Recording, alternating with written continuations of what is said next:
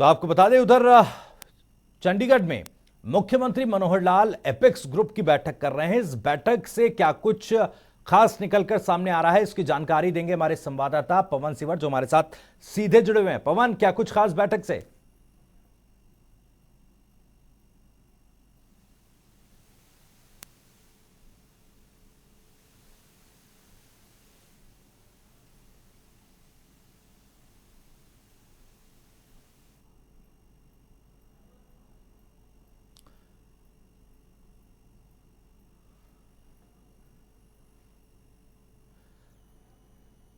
पवन, क्या आप मुझे सुन पा रहे हैं?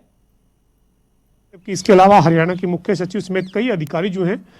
जी पवन, आपकी आवाज हम तक नहीं पहुंच पा रही थी। मैं चाहूंगा कि जो जानकारी आप दे रहे थे उसको एक बार रिपीट करें ताकि हमारे दर्शकों तक वो जानकारी पहुंचे।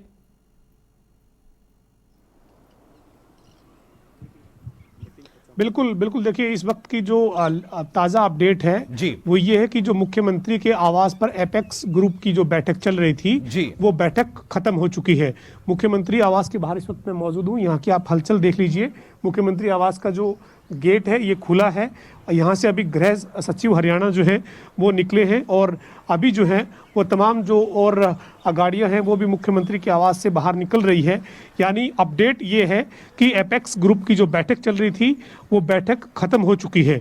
और इस एपेक्स ग्रुप की बैठक में नेता प्रतिपक्ष भूपेंद्र सिंह हुड्डा मौजूद थे और वो वीडियो कॉन्फ्रेंस से जुड़े थे। इसी तरीके से इनेलो नेता अभय सिंह चौटाला भी इस बैठक में वीडियो कॉन्फ्रेंस के जरिए जुड़े थे, जबकि उप मुख्यमंत्री दुष्यंत चौटाला और हरियाणा के गृह मंत्री अनिल विज जो है वो अभी मुख्यमंत्री के आवास पे ही मौजूद है। वो इस बैठक में वीडियो कॉन्फ्रेंस के जरिए नहीं बल्कि सीधा मुख्यमंत्री के आवास पर ही पहुंचे थे।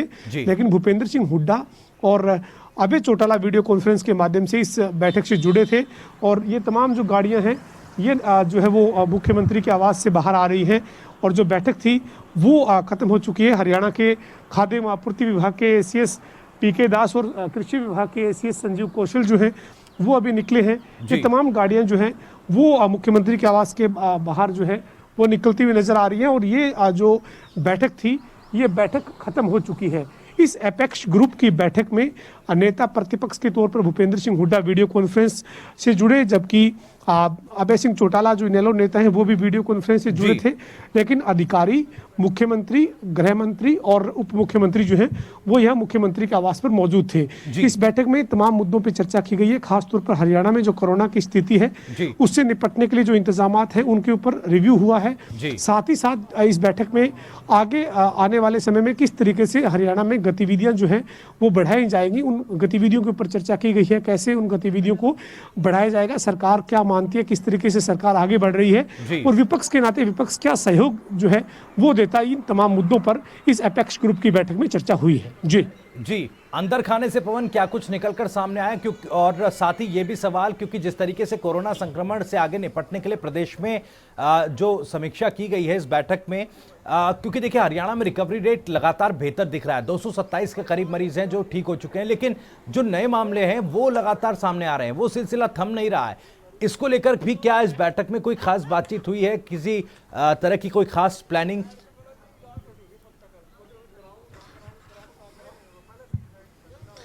बिल्कुल, देखिए अब जो है वो बैठक जो खत्म हुई है इसमें सबसे बड़ी जो जानकारी निकल कर आ रही है सूत्रों के हवाले से, विपक्ष की तरफ से अभय सिंह चौटाला और भूपेंद्र सिंह हुड्डा ने कई मामलों में सरकार को जो है वो सख्त लहजे में सुझाव दिया है और ये कहा है कि सरकार को इन मुद्दों के ऊपर ज़्यादा गंभीरता से काम करना चाहिए था। हालांकि अभी बैठक फिलहाल अभी खत्म हुई है तो बाकी जानकारी जो है वो और निकल कर सामने आएगी। लेकिन हरियाणा में जो कोरोना के मामले 18 मामले जो एक दिन में ही बढ़े हैं वो कहीं ना कहीं सरकार के लिए या पूरे प्रदेश के लिए चिंता का सबब है।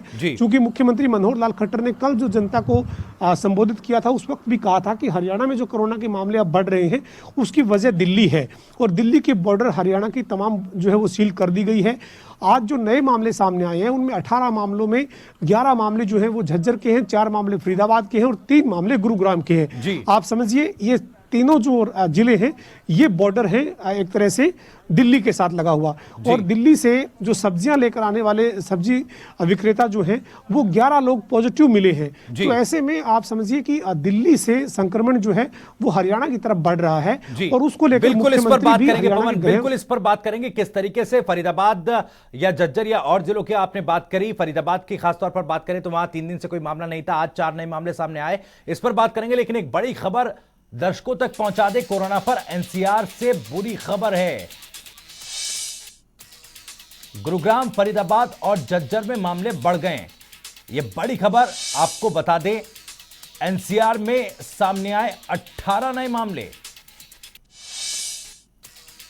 कोरोना पर एनसीआर से यह बुरी खबर आ रही है। दरअसल इन 3 जिलों में मामले बढ़े हैं। गुरुग्राम में 3 नए मामले सामने आए, फरीदाबाद में 4 नए मामले सामने आए, झज्जर में भी मामले बढ़े हैं। गुरुग्राम, फरीदाबाद और झज्जर में कोरोना संक्रमण के मामले बढ़ते दिखाई दे रहे हैं। पवन, हमारे संवाददाता लगातार हमारे साथ जुड़े हुए हैं, एक बार फिर रुक करते हैं। पवन, जैसा हम बात कर रहे थे, फरीदाबाद, गुरुग्राम, झज्जर की मामले नए आए सामने। फरीदाबाद का जिक्र मैंने किया कि फरीदाबाद में पिछले 3 दिनों से कोई मामला सामने नहीं आया था, और अब एक ये जो 4 केस मिले हैं, और मेरा सवाल ये भी है, ये 4 केस क्या सिम्टोमेटिक तौर पर सामने आए या टेस्टिंग के आधार पर सामने आए हैं? इसको लेकर भी सरकार क्या कोई प्लानिंग कर रही है, आइडेंटिफाई किया जा रहा है?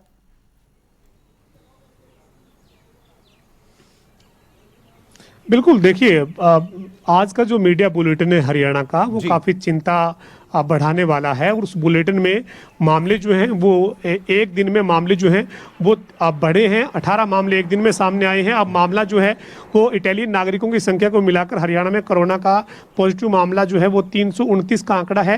हालांकि 227 मरीज ठीक हुए हैं, और इस वक्त 99 जो है वो कोरोना के फिलहाल एक्टिव पॉजिटिव जो मरीज है वो इस वक्त हरियाणा में है। लेकिन एनसीआर जो है वो पूरे तरीके से एक बार फिर गिरफ्त में आता हुआ दिख रहा है। झज्जर से एक ही दिन में 11 मामले सामने आना, उसके साथ दूसरा बॉर्डर गुरुग्राम, वहां से एक ही दिन में जो है वो 3 मामले सामने आना, और इसके बाद अगला बॉर्डर फरीदाबाद है, वहां से एक ही दिन में 4 मामले सामने आना। यानी दिल्ली के बॉर्डर एरिया जो है हरियाणा के, वहां पर एकदम से 18 मामले सामने आना सरकार के लिए और पूरे प्रदेश के लिए चिंता बढ़ाने वाला है। हालांकि सरकार इसको लेकर ये नहीं है कि सरकार की संज्ञान में नहीं है, सरकार पहले ही गंभीरता के साथ कदम उठा रही है। दिल्ली के मुख्यमंत्री अरविंद केजरीवाल से कल हरियाणा के मुख्यमंत्री मनोहर लाल खट्टर ने फोन पर बातचीत की है।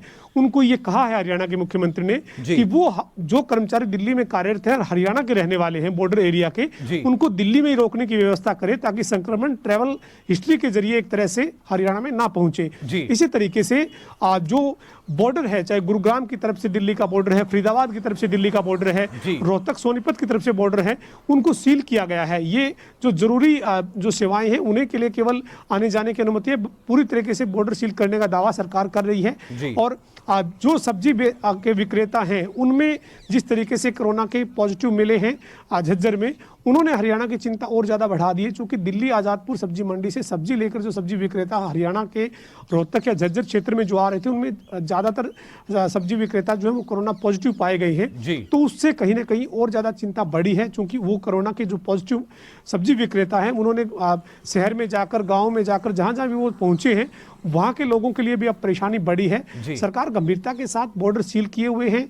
दिल्ली के मुख्यमंत्री से फोन पर बातचीत करके उनको कहा गया है कि हरियाणा के कर्मचारी जो बॉर्डर एरिया के उनको दिल्ली में ही रोका जाए, और तमाम एहतियाती कदम उठाए जा रहे हैं। लेकिन इसके बावजूद एक बार फिर दिल्ली जो है वो हरियाणा में संक्रमण का कारण बनती दिख रही है। इससे पहले भी हरियाणा के 125 के करीब जो कोरोना के मरीज थे वो दिल्ली की तबलीगी जमात कार्यक्रम से जुड़े हुए थे, और अब फिर एक बार दिल्ली की तरफ से संक्रमण जो है वो हरियाणा में बढ़ रहा है। बिल्कुल, हरियाणा में कोरोना के दिल्ली इफेक्ट से कैसे बचा जाए, इस पर मंथन जरूर हुआ होगा। लेकिन पवन, क्या इस बैठक से पहले विपक्षी खेमे के नेताओं से बातचीत हो पाई थी? क्या इनेलो नेता अभय चौटाला या भूपेंद्र सिंह हुड्डा से बातचीत हो पाई थी क्या, कि किस तरह की प्लानिंग उनकी है?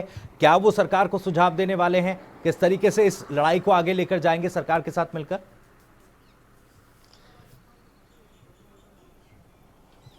बिल्कुल, देखिए भूपेंद्र सिंह हुड्डा और अभय सिंह चौटाला दोनों वीडियो कॉन्फ्रेंस के जरिए यहाँ चंडीगढ़ जुड़े हैं, यहाँ नहीं पहुंचे, लेकिन उनसे जो बातचीत हुई थी उनमें विपक्ष ने जो किसानों के सामने दिक्कत आ रही है मंडियों में, हालांकि सरकार का ये दावा है कि अब आढ़ती और किसान के बीच में कोई किसी तरीके की जो है वो सरकार के साथ असहमति नहीं है, पूरे अच्छे से खरीद हरियाणा में होने का सरकार का दावा है और हरियाणा में जो है वो खरीद जारी है। लेकिन विपक्ष का ये मानना है कि किसानों को दिक्कत आ रही है, तो विपक्ष का ये कहना था कि आज जो बैठक होगी उसमें किसानों और आढ़तियों के मुद्दे पर सरकार के साथ बातचीत की जाएगी।